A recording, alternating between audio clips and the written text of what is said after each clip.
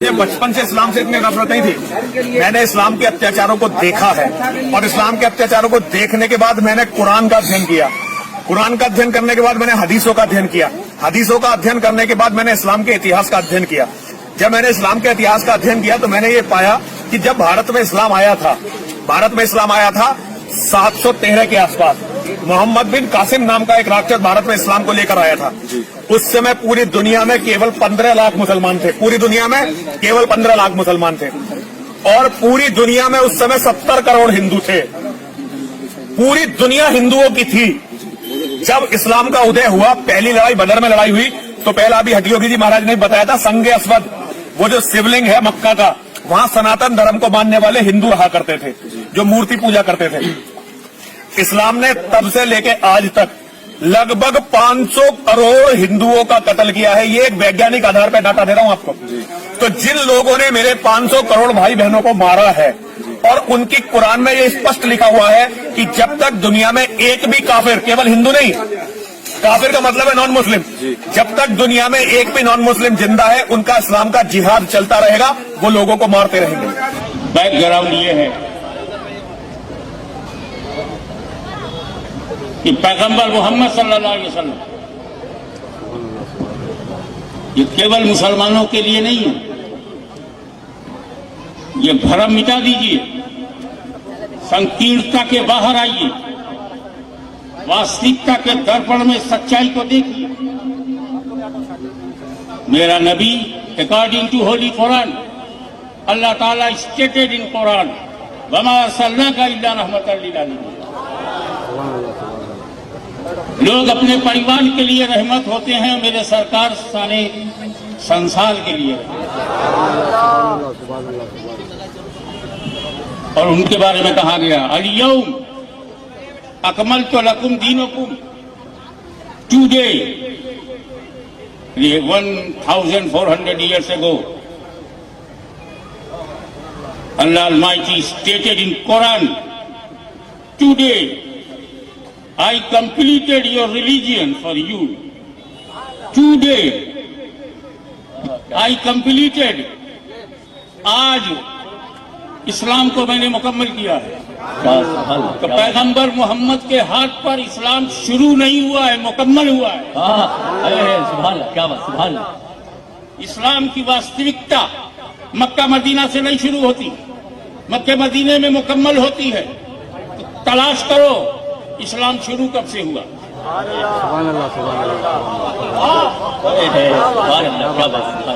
जब तक दुनिया में मानव जाति का रचना नहीं हुई थी, जब तक आदमी ने जन्म नहीं लिया था, कोई धर्म नहीं था। धरती थी, धर्म नहीं था। आकाश था, धर्म नहीं था। संसार था, धर्म नहीं था। पशु थे, धर्म नहीं था। जब मानव जात, जब मनुष्य ने जन्म लिया तो धर्म शुरू हुआ। क्योंकि उस वक्त अधर्म नहीं था, इसलिए पहला ही मनुष्य धर्म है। और उस पहले मनुष्य का नाम आदम है और उसी की औलाद आदमी है। तो जो आदम के धर्म को छोड़े वो आदमी ही नहीं है। आदम से पहले कोई मनुष्य नहीं, आदम से पहले कोई मानवजात नहीं, तो आदम से पहले कोई धर्म नहीं। आदम आए पैगंबर बनकर तो धर्म लेकर के, अब वही पुराना धर्म है, वहीं से शुरू हुआ है। तो जो धर्म आदम से शुरू हुआ, नूह ने आगे बढ़ाया, मूसा ने आगे बढ़ाया, इब्राहिम ने आगे बढ़ाया, वही मुस्तफा के हाथ पे आज मुकम्मल हुआ। तो इस्लाम दिखने में नवीनतम है, देखने में नवीनतम है, वास्तविकता में बड़ा पुराना है। सनातन है तो इस्लाम है, पुराना है तो इस्लाम है। क्यों? क्योंकि आदम के धर्म को हम 1 मिनट के लिए देखें तो क्या है।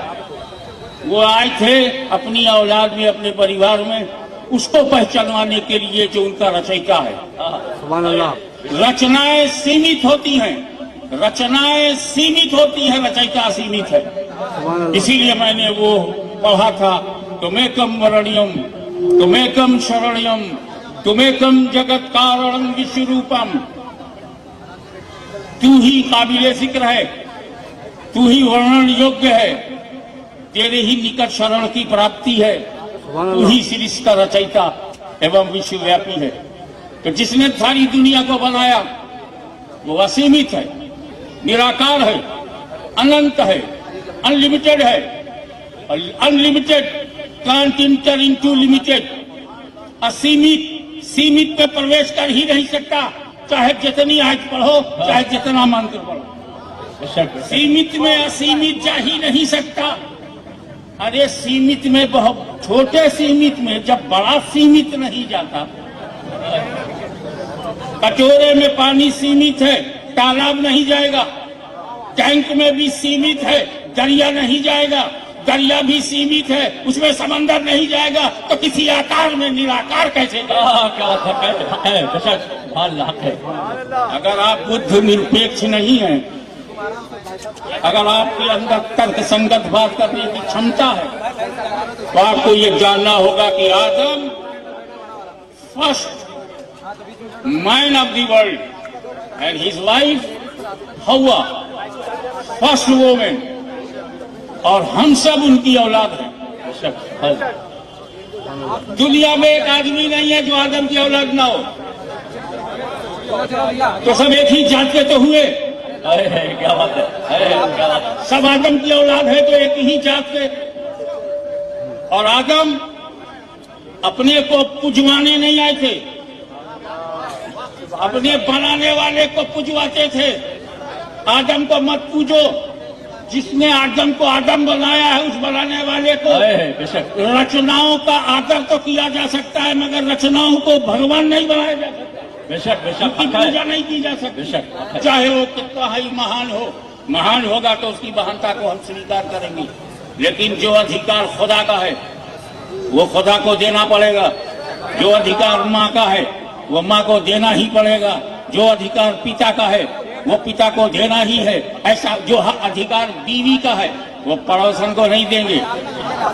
जो अधिकार बीवी का है वो पड़ोसन को नहीं देंगे, और जो अधिकार निराकार का है वो किसी आकार को नहीं देंगे। बेशक सुभान अल्लाह है। ये धर्म, यही पुराना धर्म है। एक ईश्वरवादी, एक ईश्वर को बताने, एक ईश्वर को मनवाने, एक खुदा को पहचानवाने आदम अलैहिस्सलाम आए थे। तो जो लोग आज अमेरिका से लेकर फिजी तक, मैं दोनों जगह जा चुका हूं, इसलिए बताते इसी पूरा संसार सिमट जाता है। अमेरिका से लेकर फिजी तक, ऑस्ट्रेलिया, फिजी, न्यूजीलैंड, ये पांचों महाद्वीप पे जितने भी लोग हैं आज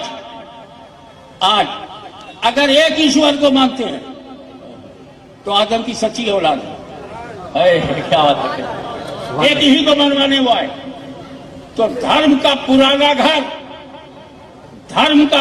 घर आदम का घर, वो सारे इंसानों के पूर्वज हैं। हिंदुस्तानियों के पूर्वज हैं वही पाकिस्तानियों के पूर्वज हैं, वही अमेरिकियों के पूर्वज हैं, वही सैयद, शेख, मुगल, पठान के भी पूर्वज हैं, वही ठाकुर, बाभन, छत्री, यादव के भी पूर्वज हैं। तो जब पूर्वज की बात करो तो आदम की बात करो। तो जो मुसलमानों का पूर्वज है वही हिंदुओं के पूर्वज हैं, वही ईसाइयों के पूर्वज हैं, वही सच बोलना सीखो। मर्यादा पुरुषोत्तम इंसान हैं, राजा दशरथ के महान पुत्र हैं, उनके भी पूर्वज आदम। बेशक ईसा अलैहिस्सलाम बहुत बड़े पैगंबर है, प्रॉफिट हैं, उनके भी पूर्वज आदम। जिस गरीब नवाज का हम जिक्र कर रहे हैं, उनके भी पूर्वज आदम है। सारे मौलवियों के, सारे पंडितों के पूर्वज आदम है। अब इतनी हिम्मत आ गई है पूर्वज ढूंढने की, तो फिर असली पूर्वज का एड्रेस बताओ। अगर आपके पूर्वज में आदम नहीं है तो फिर आप आदमी नहीं है। क्या बात है? जितने भी औलाद है सब आदम अलैहिस्सलाम की औलाद है। आदम बी पीस अपॉन हिम, मौला उनको शांति दे, सलामती दे, सब उनकी औलाद है। हिंदू, मुस्लिम, सिख, ईसाई सब उन्हीं की औलाद है। राम, कृष्ण, मोहम्मद, ईसा, मूसा उन्हीं की औलाद है। उनका भी तो पूर्वज ढूंढना होगा। पैगंबर मोहम्मद का पूर्वज कौन? ईसा मसीह का पूर्वज कौन? श्री कृष्ण का पूर्वज कौन? पूर्वज जब ढूंढा जाएगा तो जिसका कोई पूर्वज न हो वो सबका पूर्वज। आदम का कोई पूर्वज नहीं, वो पहले मनुष्य है, वो पहले मनु है। मनु से हम मनुष्य हुए तो पहले आदम है, उनसे हम आदमी बने, सब उनकी औलाद। मगर यारो औलाद अच्छी बुरी भी तो होती है। तो रावण भी उन्हीं की औलाद तो राम भी उनकी औलाद। क्या बात, मगर कितना अंतर है। इमाम हुसैन भी उनकी औलाद और यजीद भी उनकी औलाद है। अभी आला हजरत भी उन्हीं की औलाद और गंदे हजरत भी उन्हीं की औलाद। क्या बात, कंस भी उन्हीं की औलाद, कृष्ण भी उन्हीं की औलाद। तो औलाद होने में कोई छोटा बड़ा नहीं होगा, क्योंकि जन्म से कोई महान नहीं होता, कर्म से महान होता है। इसीलिए हम महापुरुषों की कर्म भूमि पर विश्वास करते हैं, जन्म भूमि पर विश्वास नहीं करते। किसी का कहीं भी जन्म हो, जंगल में हो, हॉस्पिटल में हो, उससे उसकी मर्यादा खंडित नहीं होगी अगर उसके कुकर्म है और वो कर्मवीर है। तो अब पता चला सबसे पुराना धर्म आदम का है। धर्म का पहला घर आदम का है। तो घर वापसी करनी है तो आदम के घर में जाओ, असली घर में घुसो। नारे तकबीर, नारे रिसालत, या रसूल अल्लाह। जंग में नहीं है जो नारा लगाया। किसी भी अच्छी चीज का अगर सही समय पर उपयोग न हो तो उसी को दुरुपयोग कहते हैं।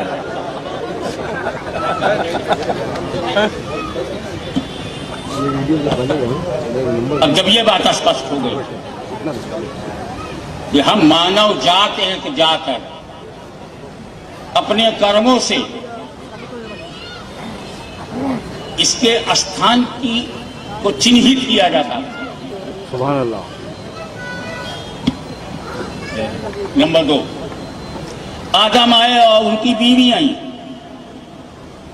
आदम प्रथम मर्यादा पुरुषोत्तम, प्रथम चरित्रवान, प्रथम धर्म और अध्यात्म के सुंदर मिश्रण का उदाहरण।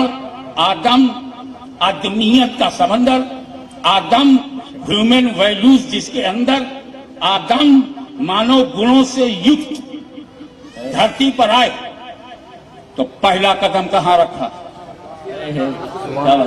जन्नत से आए तो धरती पे जो कदम रखा कहाँ रखा? A good news and congratulation. उन्होंने जो पहला कदम रखा उपमहाद्वीप भारत में कदम रखा। मक्के में, न हिजाज में, न जिद्दा में, न अरब में, पहला कदम उन्होंने रखा तो उपमहाद्वीप भारत हिंदुस्तान। तो जहां मेरे बाप ने कदम रखा, आपके दादा मेरे दादा ने कदम रखा, वो भारत है। तो भारत किसी नेता की प्रॉपर्टी नहीं, हम सबके बाप की जागीर है। नारे तकबीर, नारे रिसालत, हुजूर गाज़िए मिल्लत। आदम का कदम आया, आदम ने धरती को स्वीकार किया, धरती ने उनके पैरों को चूमा और वो हुए उसके मालिक। तो ये हमारे बाप की जमीन है, हम सबके बाप की जमीन है, इस पर किसी का अधिकार नहीं। अब पहला नबी, पहला पवित्र मनुष्य, पहला पवित्र पग, पहला पवित्र पैर जिस धरती पर पड़े उसे हिंदुस्तान कहते हैं। तो हम क्यों ना ऐलान करें सारे जहां से अच्छा हिंदुस्तान।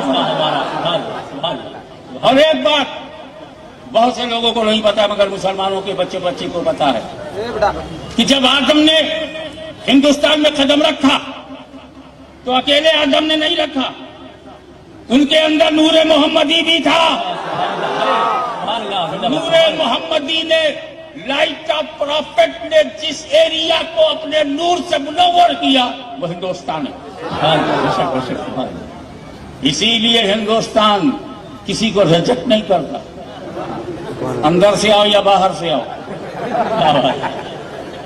आर्यावर्त से घुस जाओ या अरब से आ जाओ, अफगानिस्तान से घुस जाओ या ईरान से आ जाओ, पारसी बन के आ जाओ, चाहे कुछ भी बन के आओ, भारत का दिल बड़ा है क्योंकि दादा की जमीन है।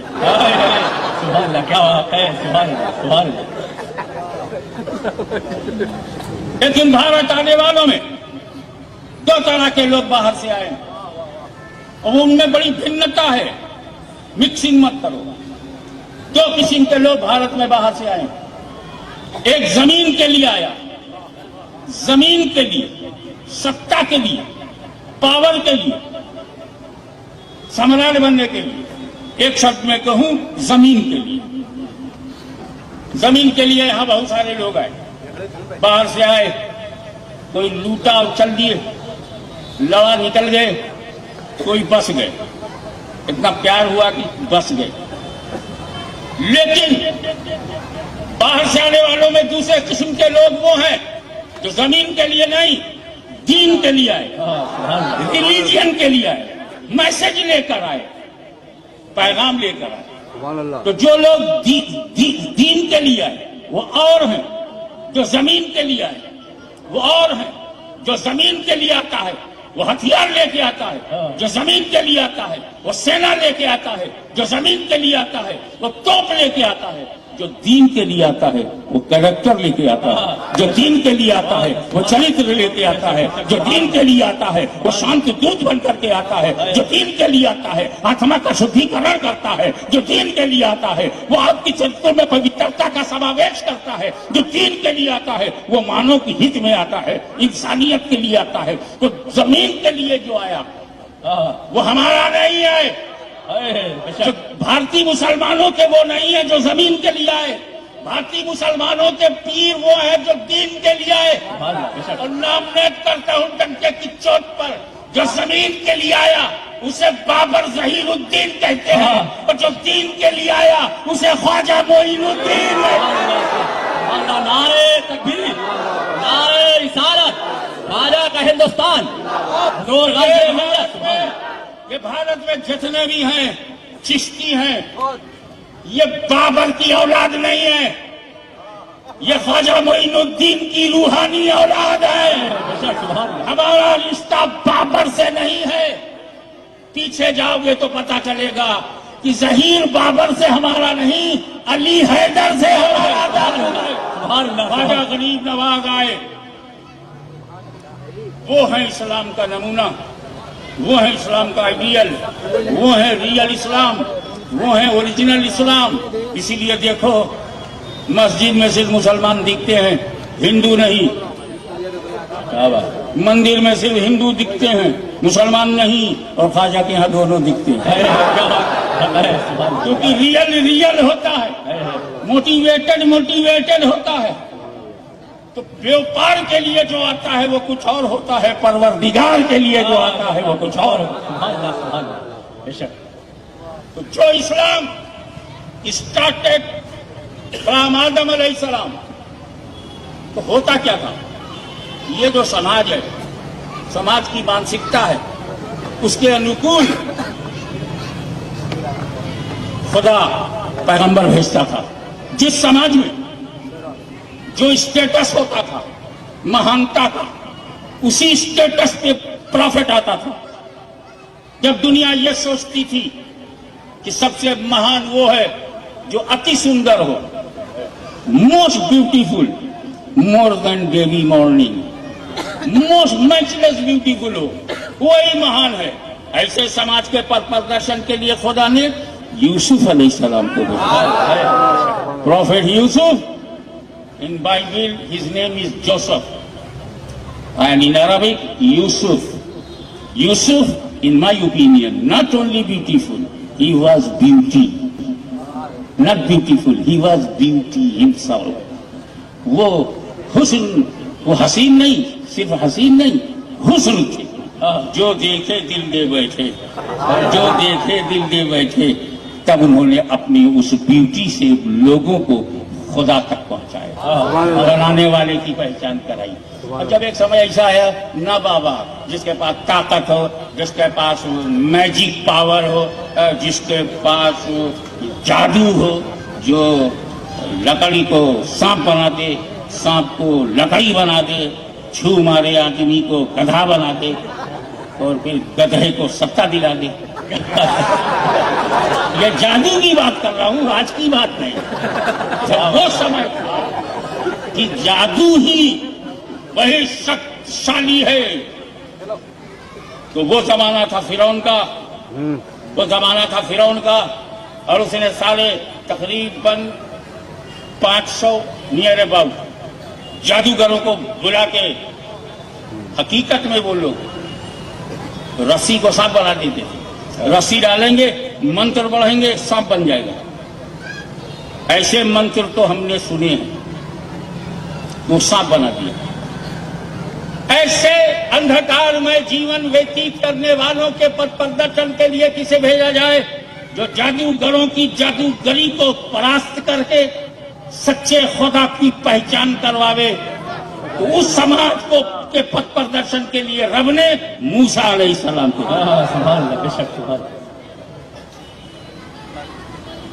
मुकाबला हुआ। 500 रस्सियों को 500 स्नैक कोबरा नाग बना दिया जादूगरों ने। मूसा अलैहिस्सलाम ने अपना डंडा ट्रेवल स्टिक जमीन पे डाला, वो महाकोबरा बन गया। और उसने जब मुंह खोला तो वो 500 सांप, बादशाह का तखत, खुद बादशाह, उसका पूरा दरबार मुंह में निगल लेगा। सारे जादूगर सरेंडर हो गए, सबने कलमा पढ़ लिया, मूसा के सहाबी बन गए। आए थे शांति प्रिय मैसेज को खत्म करने के लिए, खुद ही उसी में आ गए और इस तरह मानव जाति की रक्षा की गई। एक समय आया, बादशाह, राजा, महाराजा, यही सब कुछ है, उसे परास्त करने के लिए रब ने इब्राहिम को भेजा। लेकिन जब लाखों इंसान पैदा हुए, उनकी मानसिकता में विकास हुआ, उनके तर्क में, तर्क संगत बात करने में, उनकी समझ में, उनकी बुद्धिमत्ता में विकास हुआ, समझदारी बढ़ी, तो करना ताकत दिखाने से कोई बड़ा आदमी नहीं होता, चमत्कार को नमस्कार नहीं किया जाता। और हम उसको क्यों नमस्कार करें जो हमारे नबी के आगे झुका हुआ होगा। इशारा करें तो डूबा हुआ सूरज पलट आए, उंगली उठा दे तो चांद के 2 टुकड़े हो जाए। अबे सूरज तो वो है जिसने प्रॉफिट मोहम्मद को नमस्कार किया है। तो आओ, जब समझ बढ़ गई ना, बड़ा आदमी वो है जो दुखियों के दुख को हरण करे, बड़ा इंसान वो है जो बीमार को अच्छा कर दे, अंधे को रोशनी दे दे, जो सेवा भाव हो, जिसमें चैरिटी हो, जिसके अंदर मानव सेवा जिसका धर्म हो, वो महान है। जिसके अंदर मानवता की भावना हो, जिसके अंदर दुखों को दुख कर दे करके दुखी हो और उसके दुख को खत्म करने की क्षमता हो, वो बड़ा आदमी है। जो मुर्दे को जिंदा कर दे, वो बड़ा आदमी है। जो बीमारियों को दूर कर दे, वो महान है। जो अंधों को अच्छा कर दे, कोढ़ियों को भी हेल्दी बना दे, वो बड़ा आदमी है।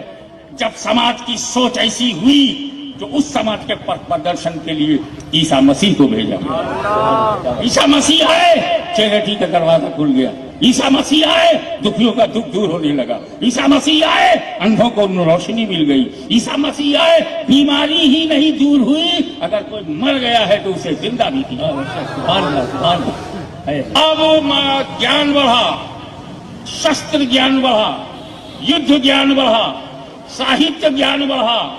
अरबी में बड़े बड़े कवि पैदा हुए, संस्कृत में बड़े बड़े कवि पैदा हुए, बढ़ता गया। लेकिन पूरी दुनिया में कहीं शांति नहीं थी। इंसान तो तरक्की कर गया, लेकिन शांति नहीं। घर तो बढ़िया बना लिया, 3 करोड़ का फ्लैट खरीद लिया, कमरे में शांति नहीं।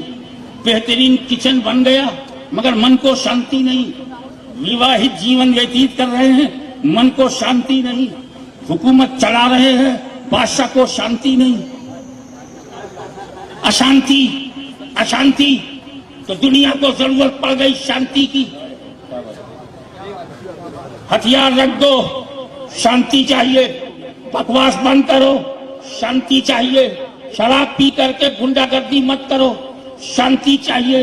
अवैध कारोबार मत करो, शांति चाहिए। कानून हाथ में मत लो, शांति चाहिए। एक दूसरे से मत लड़ो, शांति चाहिए। पूरी दुनिया को जब शांति की जरूरत थी तो शांति, वर्ल्ड पीस, विश्व शांति, मन की शांति, दिमाग की शांति के लिए एक ऐसे पथ प्रदर्शक की जरूरत थी, एक ऐसे रहनुमा की जरूरत थी जो लाए वो शांति कहलाए। इसीलिए उसके धर्म का नाम इस्लाम रखा। इस्लाम का अर्थ ही शांति है। इस्लाम को जैसे ईसाई ईसा से, यहूदी यहूदा से मंसूब हो जाते हैं। कोई कहता है मैं बुद्ध धर्म का मानने वाला, कोई बात नहीं, ठीक है। बुद्ध धर्म महात्मा बुद्ध से उससे पहचाना जाता है। कोई इलाके से पहचाना जाता है, एरिया से पहचाना जाता है, आरिया एरिया से पहचाना जाता है।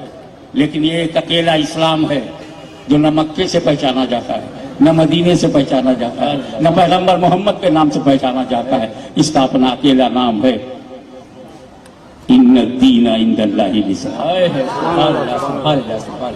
इस्लाम के माने ही है शांति, सलामती। आप गौर करो क्या हैबिट बनाया आपके नबी ने, प्रॉफेट मोहम्मद।